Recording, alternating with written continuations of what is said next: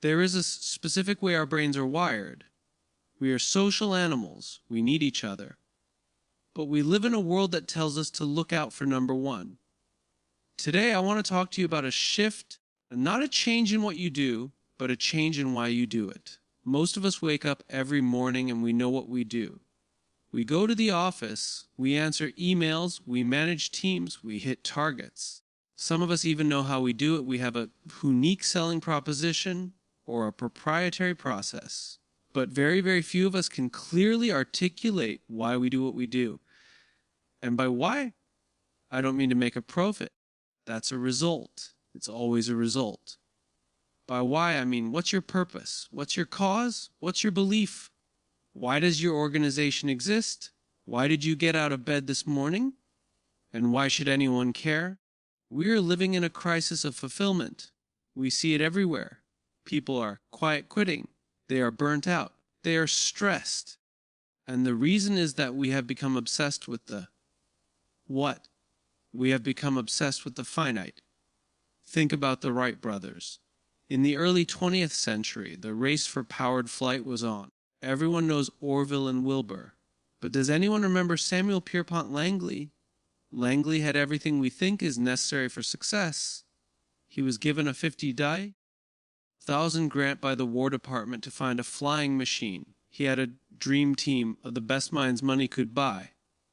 The market conditions were perfect. The New York Times followed him everywhere, and yet we've never heard of him. A few hundred miles away in Dayton, Ohio, the Wright brothers had none of that. They had no government funding, no high-level connections. Not a single person on their team had a college education.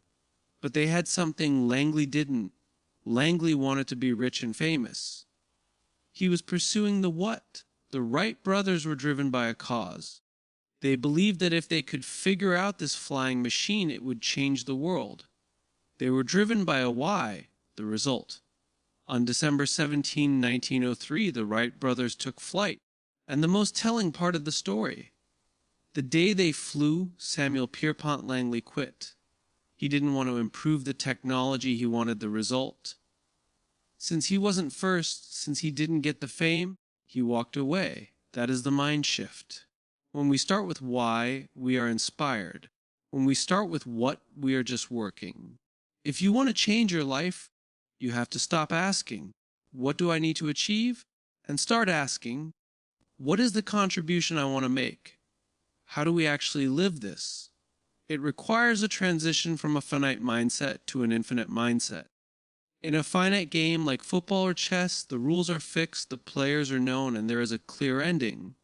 There are winners and there are losers. But life is an infinite game. There is no such thing as winning at marriage. There is no winning at friendship. There is no winning at business. The goal in an infinite game is not to beat the person next to you.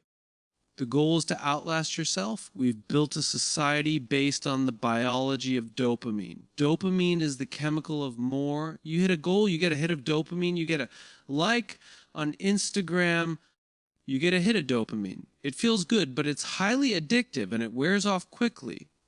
When we shift our mindset, we start prioritizing oxytocin and serotonin. These are the social chemicals.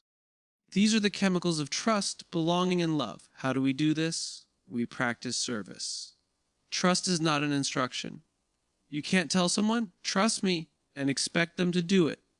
Trust is a feeling. It's a biological reaction to the environment we are in. If you feel safe, you will offer your best ideas. If you feel threatened, you will spend your energy protecting yourself from your own colleagues. I want you to think about the people in your life who you would do anything for. Why? Is it because they gave you a bonus? Is it because they have a fancy title? No. It's because you know, beyond a shadow of a doubt, that they would sacrifice their interest to protect yours. That is leadership. Leadership is not a rank. It is a responsibility. It is the choice to look at the person to your left and the person to your right and say, I've got your back. When we adopt an infinite mindset, we stop seeing our competitors as people to be beaten. We see them as worthy rivals. They do something better than us, and that's a good thing. It reveals our weaknesses so we can get better. It's not about being the best. It's about being better than you were yesterday. So, what does this look like in practice? It starts with the small things. It starts with the what that reflects your why. It means putting your phone away by having dinner with someone, not on the table, not face down away.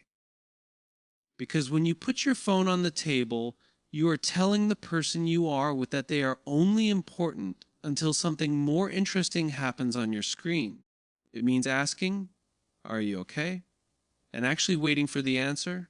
It means showing up to work not to crush the competition, but to see how you can help the person sitting next to you succeed. If you want to change your life, stop looking for the shortcut. There are no 10 steps to a perfect life. There is only the daily, consistency-driven practice of being the leader you wish you had.